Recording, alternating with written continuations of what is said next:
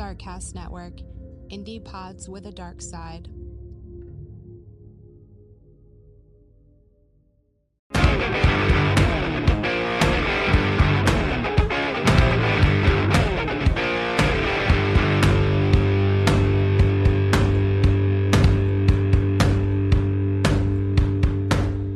Hi, I'm Heather. And I'm Dylan. We are Mountain Murders, an Appalachian true crime podcast dropping weekly episodes every Sunday. Our show offers well-researched cases with unique storytelling and southern flavor. Stories so good you'll want to sop them up with a biscuit. Ooh, I pull back the curtain on lesser-known and often obscure regional cases from Georgia to Maine, exploring the darkness that lurks deep in the heart of Appalachia. And I react with profound statements. You mean profoundly stupid statements?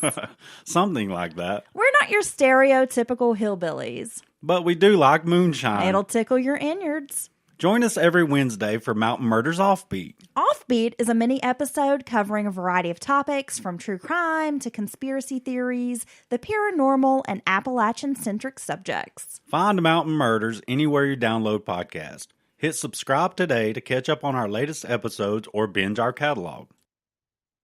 Hi, this is Kelly. You're listening to ODFM. This episode is One Drag Queen from Murder.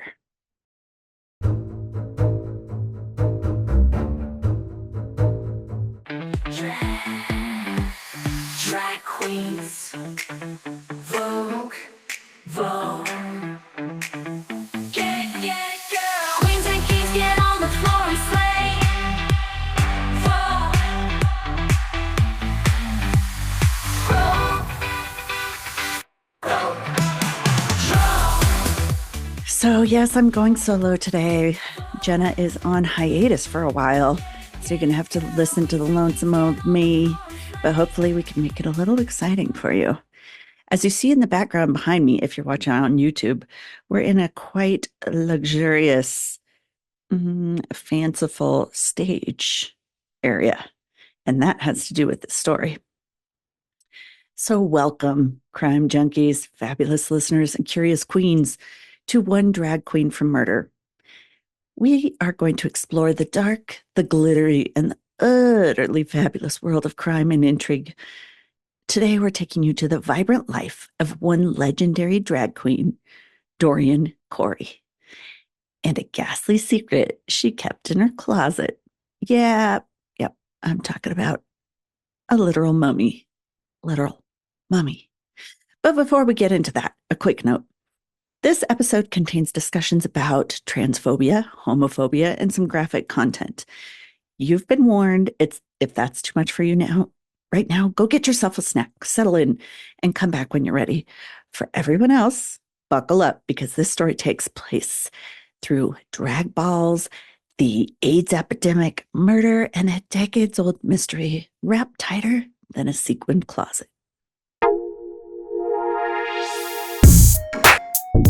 Let's start with the time period, shall we? It's the 80s and 90s. AIDS is tearing through the communities, and let's be real here, a lot of people believed only the LGBTQ plus community could catch it. I know. Wildly inaccurate and so unfair, deeply unfair. But back then, panic ruled the day. AIDS wasn't just a medical crisis, it was a social and political one. And trust me, it was not pretty. There was fear, discrimination, and of course, heaps of misinformation. I mean, some folks even thought being straight was like having a golden immunity card. Science denial was really in fashion back then, apparently. Still is. For those who caught the disease, it was practically a death sentence. The treatments we have now, they didn't exist back then. If you were diagnosed with AIDS, you were facing a grim, painful, and often drawn-out death. It was horrifying. And in the middle of all this chaos, we meet our queen of the hour, Dorian Corey. Dorian Corey. Now, if you don't know that name, allow me to introduce you to one of the most iconic figures of New York's drag scene in the mid-20th century.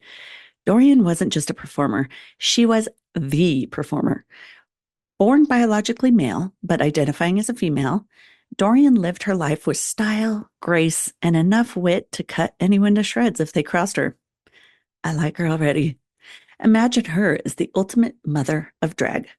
Seriously, RuPaul would have had her on as a judge if she was still around. She is that iconic. She studied at the Parsons School of Design. Yes, that Parsons.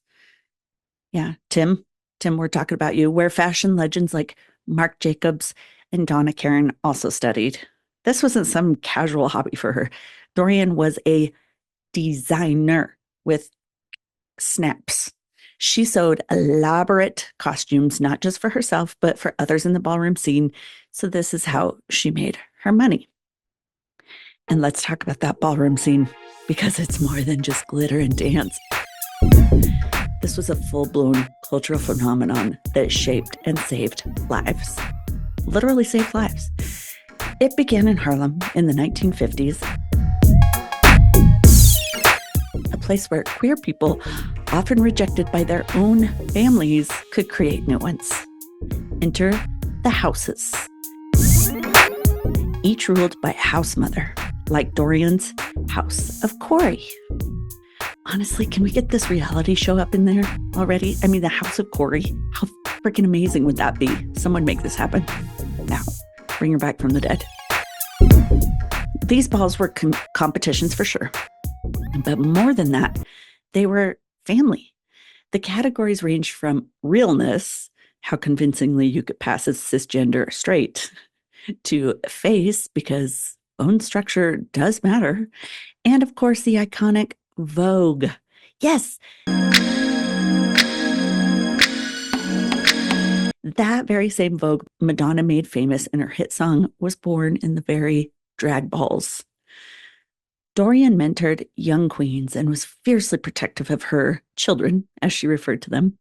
She gave them the love, support, and guidance they often didn't get anywhere else, not even their own homes. For many, the ballroom scene was the only place they felt safe, the only place they could be themselves. The discrimination and ridicule was constant for the community. People would easily be fired from jobs if they're found out to be gay or otherwise different from what was considered normal at the time.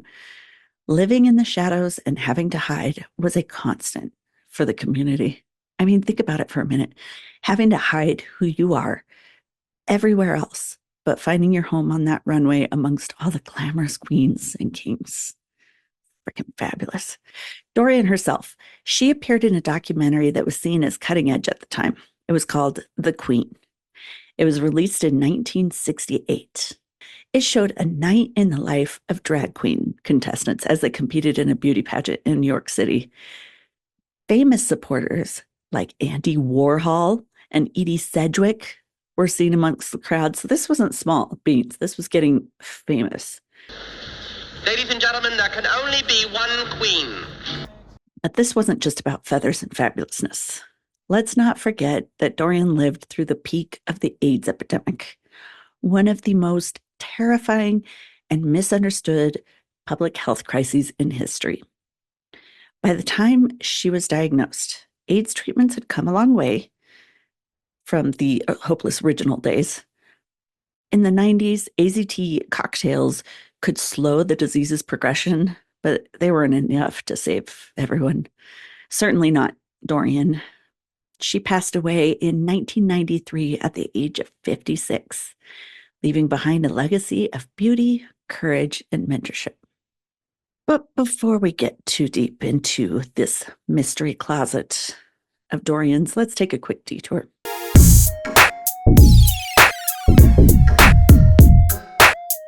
The ballroom scene wasn't just about fashion and dance. It was a rebellion against a world that refused to accept queer people, especially queer people of color. The LGBTQ plus community was under constant threat from the law, from society, and sometimes from their own families. So the ballroom was their answer, their form of resistance. They built houses when they were cast out of homes. They created their own competitions because they couldn't get a fair shot anywhere else. At this time, being gay was still considered a mental illness and was illegal. Dude, that's not that long ago. Freaking creepy. Let's flash back to a significant moment. The Stonewall riots.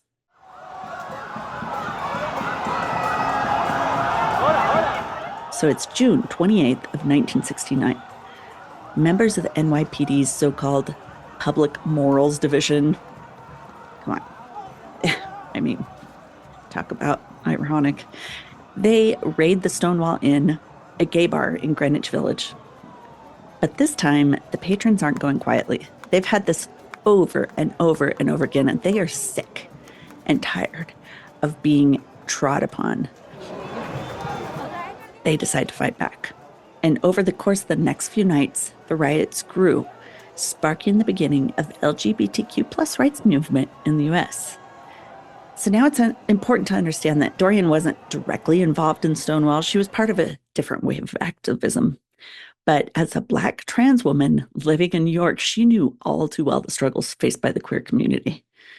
For her, the balls weren't just parties. They're a form of survival. In fact, it was for all of them. Dorian was a big part in all of the movement for queer equality, and she worked touring around other states in a review. She also appeared in another documentary that was pivotal called Paris is Burning. You may have heard of it. This documentary also showed the ballroom and drag culture, which focused a lot on Dorian. So it kind of reminds me of kind of a sideshow. Like, people were so shocked by it all that they wanted to watch this movie. Like, how could people live this way? But the cool thing about it was that it personalized and humanized the people in the documentary. And viewers loved the characters of those in the film and the drama of it all, because let's face it, being a diva comes with drama. Okay, I know what you're all waiting for. Let's jump ahead to October 1993, 2 months after Dorian's passing. So she had just passed from AIDS. It was horrible, long, horrible battle. But her friend Lois Taylor, who had cared for her during those last painful years, she decides to go with another friend to Dorian's apartment. She's there to sort through Dorian's things, looking for some fabulous costumes, probably thinking about repurposing one for Halloween because it's the season. You know, as you do when your legendary drag queen friend leaves behind a closet full of sequins. Hell yeah, I'm there. And that's when Lois stumbles upon a trunk. A big, heavy, suspiciously heavy trunk. So now this is where it gets pungent. Lois opens the trunk and the smell hits her like a ton of bricks. It was that smell, the unmistakable, gag-worthy stench of death.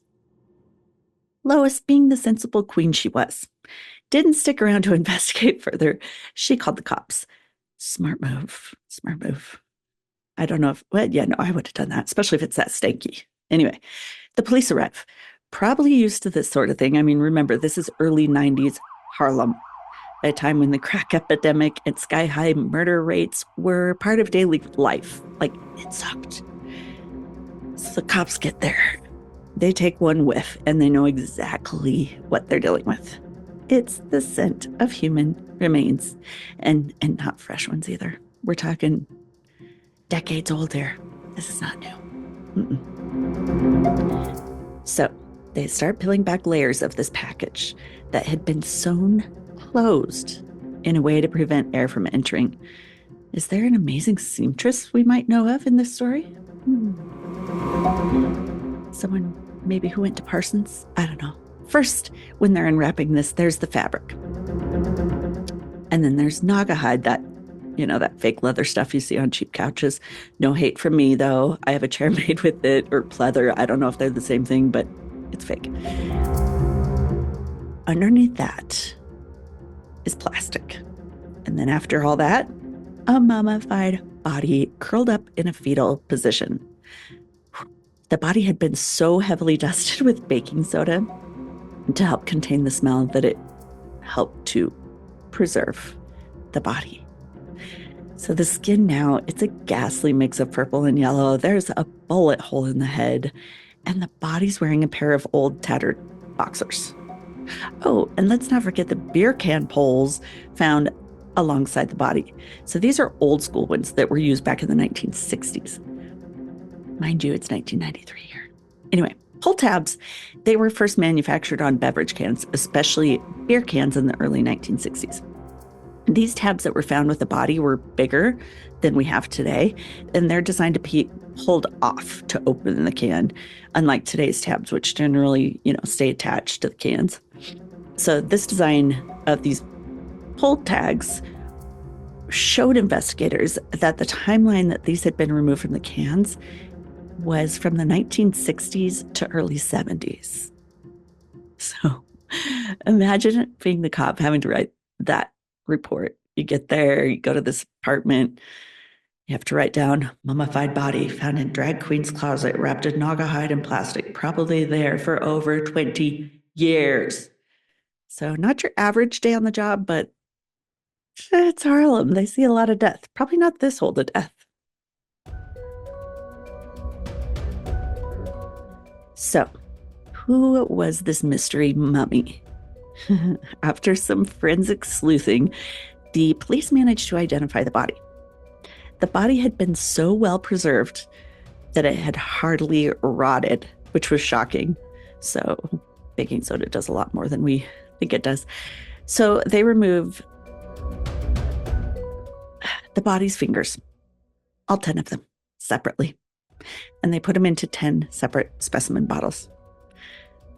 They inject the fingers with acetone to plump them back up. Yep, you heard that right. They plumped up the fingers and got a perfect set of fingerprints. The body was identified as Robert Worley, also known as Bobby Wells, a man who had served time in Sing Sing prison back in the early 60s for, what could it be for? Are you guessing right with me? Assault and rape, perhaps? Yeah, that was it. He got out. He lived with his brother for a while, and then, poof, he vanished around 1967, never to be seen again.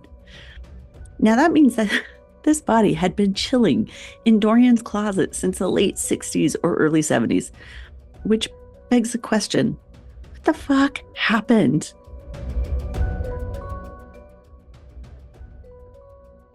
I don't know about you, but I'm pretty sure mummified in a drag queen's closet wasn't on anyone's radar as to where Bobby might have gone. I'm guessing they thought he probably stumbled back into some gang shit or something and got himself killed. But no, drag queen's closet. How did he end up in this trunk in Dorian's closet? And why did he stay there undiscovered for decades? Probably because he couldn't get up and walk out, but also because someone didn't take him out of there. So theories range from the practical, that makes sense, to the scandalous. So some say Robert might have broken into Dorian's apartment to rob her. I mean, Harlem was a very dangerous place back then. She was known to keep a 22 gauge handgun for protection, and it's possible she shot him in self-defense. There's even a rumor floating around that a note was found with the body that read, quote, "This poor man broke into my home and was trying to rob me," unquote. That's such a good note. But this has never been confirmed by the police. So what's the real story? All right, so let's put on our detective hats and get into the nitty gritty. So some believed Dorian was protecting the real murderer by hiding the body in her closet. So part of that idea came because she had moved in 1988 from one apartment to another 10 blocks away. So the theory was that the body was already in the closet when she moved to this new apartment, and she knew about it. Like maybe it was a friend's old place that she took over the lease from, and she agreed to keep the body hidden. Could be. Dorian's very, very loyal, it seems like. One popular theory, and probably the most salacious, and probably the one I believe the most, is that Dorian and Robert had a relationship. So it wasn't uncommon for cisgender men, especially ones struggling with their sexuality, to have secret relationships with trans women. So according to Robert's brother, Robert once drunkenly rambled about Dorian before his disappearance. So could it be that Robert was struggling with his attraction to Dorian and that struggle turned violent? Friends of Dorian's had even said that the two would hang out, they would get drunk together, and then it would often end up in physical altercation fights. And there's even more to fuel this theory. Dorian, this is great. Dorian once wrote a short story about a trans woman who kills her lover after he forces her into gender reassignment surgery. Maybe the story was more than fiction, possibly. Maybe it was Dorian's way of processing what happened. Maybe it actually happened. So why keep the body? This is the million-dollar question. I mean, she's living in Harlem, a bustling neighborhood, a big apartment building. There's not a ton of places to hide a body, or at least get rid of one. It's hard to get it out of the freaking door without being seen. So maybe instead she wrapped it up like a macabre little present, kept it in her closet for decades. But it's also hard to get rid of a body without someone noticing in Manhattan's crowded, and there's not a lot of places to discreetly dispose of a corpse. So maybe Dorian kept him hidden, thinking she'd figure out what to do later, but then later never came. And the years went on, and it became her harder and harder to come up with a solution. I mean, we all leave crafts half done in our closets, right? Or maybe, just maybe, Dorian didn't trust the police. I mean, would you? In the 1960s and 70s, being a Black trans woman in Harlem, she's not going to get a lot of sympathy for that, and the odds weren't exactly in her favor. How's she going to say, like, oh yeah, he was raping me, and police are like, you're living illegally, and we don't care, you killed somebody. Not going to work. So in the end, Dorian took her secret to the grave. She'd never told anyone, not even her closest friends. One person claims that she may have alluded to it on her deathbed, but there's no real good record of that. She kept living her life fiercely and fabulously until AIDS took her down. But here's the thing. Look, Dorian's legacy isn't defined by this body in the closet. She's remembered for her grace, her mentorship, and her wit. Drag queens today still reference her style, her performances, and her looks. She was and still is an inspiration to an entire generation of LGBTQ plus performers. And in a way, maybe that's all she wanted. She knew the world would always focus on the scandal, the mystery, but to her, it was just another secret, one of the many she carried throughout her life. So, what's the moral of today's story, folks? Well, if you're going to be iconic, be iconic all the way. But maybe, just maybe, don't keep any skeletons or mummies in your closet. Or if you do, at least make sure they're dressed to impress.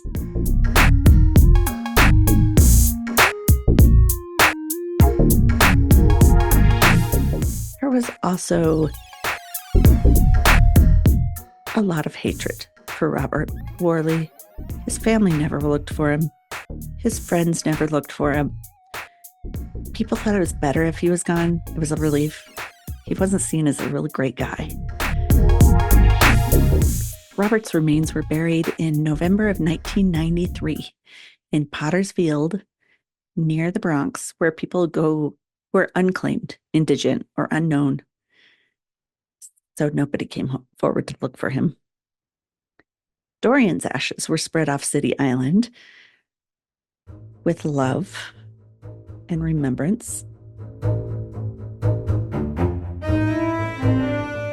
That's all for today's episode, One Drag Queen for Murder. Thank you for joining me on this wild, glittery, and somewhat gruesome ride. Remember, stay fabulous, stay safe, and keep those closets skeleton free. Unless, it's Halloween. Catch you next time. My sources for this story are atlasobscura.com, insideedition.com, Wikipedia, and Investigation Discovery. Thanks for joining us for another episode of ODFM. ODFM is hosted by Kelly DeVries and Jenna Swanson. Editing and production is by Kelly DeVries. Theme music is by Eric Swanson. For images from each episode and more, follow us on Instagram, Facebook, and TikTok with the handle ODFM Podcast. For video episodes, subscribe to our YouTube channel by searching for ODFM Podcast. If you are looking for more content, chances at prizes, and more, become a Patreon fan at patreon.com/ODFM Podcast. Subscribing to our Patreon is a great way to help us get better equipment, and our big goal is to hire an editor someday, so your contribution could really make a difference. If you can't give monthly, there are other ways you can help. Share us with your true crime friends. Word of mouth goes a long way. Or you can give us a one-time contribution through buymeacoffee.com/ODFM Podcast. We appreciate your support, and someday we hope to make ODFM our main jobs with your help.